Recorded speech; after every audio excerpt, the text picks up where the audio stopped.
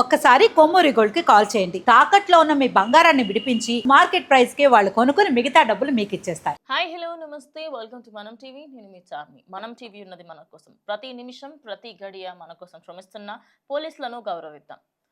ఈ మధ్య కాలంలో సంక్రాంతికి ఎవరెవరైతే ఇంటికి పోయారో ఒక్కసారి మీరు మళ్ళీ ఇంటికి వచ్చినట్టయితే ఇన్ కేస్ ఇంటికి రాకపోతే మాత్రం ఒక్కసారి మీ ఇంటి మీద నిఘా పెట్టి ఉంచండి.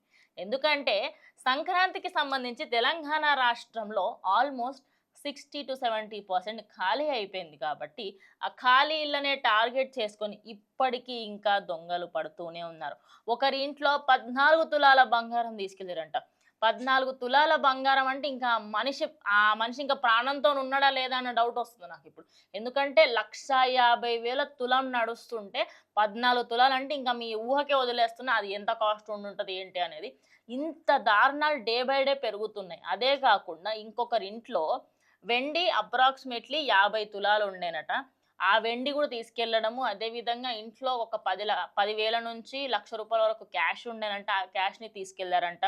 ఇంకా బిహెచ్ఈఎల్ దగ్గర ఒక ఆయన ఇంట్లో ఎంతైతే బంగారం ఉందో మొత్తం ఉన్న బంగారం అంతా ఊడ్చుకెళ్ళి చిన్న పిల్లల కిడ్డీ బ్యాంక్ ఉంటుంది కదా, ఈ పిసినారి మొక్క పొలకు కనీసం గదన్న వదలకుండా చిన్న పిల్లల కిడ్డీ బ్యాంక్ కూడా పట్టుకెళ్ళిపోయారు. అంత దారుణానికి దిగజారిపోయారు దొంగలు. ఇప్పుడు కొన్ని ఏరియాస్లలో ఏమని కంప్లైంట్స్ వస్తున్నాయి అంటే, మేము సంక్రాంతికి వెళ్ళి వచ్చేలోపు ఇల్లంతా ధ్వంసం అయిపోయింది అని.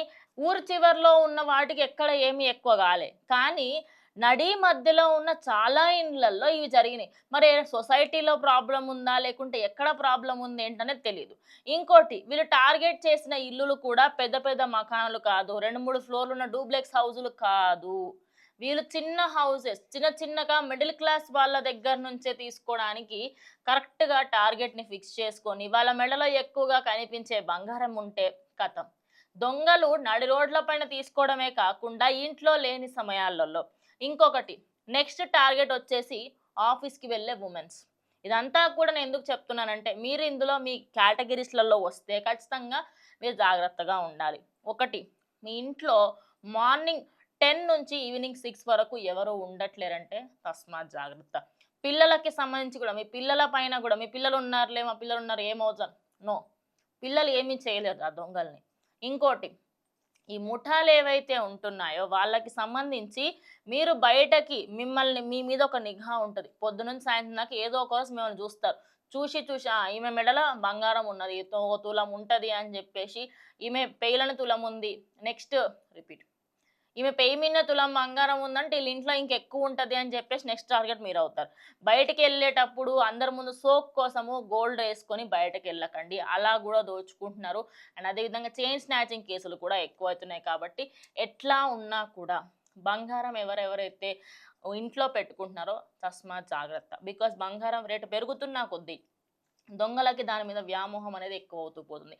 ఇంకోటి, ఇంట్లో సిల్వర్కి సంబంధించి చాలామంది దేవుడి గుళ్ళలో పెడుతున్నారంట. దేవుడికి సంబంధించి పూజ చేస్తాం కదా, అక్కడే పెట్టుకుంటాము ఆబ్వియస్లీ.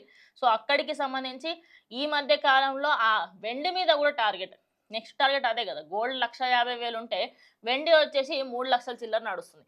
మరి ఇంతగానము ఈ దొంగల బీభత్సం అనేది ఎక్కువైపోతుంది. హైదరాబాద్లోని కొన్ని ప్రాంతాలలో ఏకంగా గోడలు బద్దలగొట్టేసి, తాళాలు పగలగొట్టేసి, కిటికీల్లో నుంచి మొత్తం కన్నాలు పెట్టేసి లోపలికి వెళ్ళిపోయి చీరలు, ఆఖరికి కొన్ని ఏదైనా పాత చీరలు కనిపించినా కూడా తీసుకుపోయేంత స్టేజ్ వరకు కూడా ఇప్పుడు వచ్చారు. సో మరి మీ ఇంట్లో బంగారం ఉంటే దాన్ని జాగ్రత్తగా కాపాడుకోవాల్సిన బాధ్యత మీదే.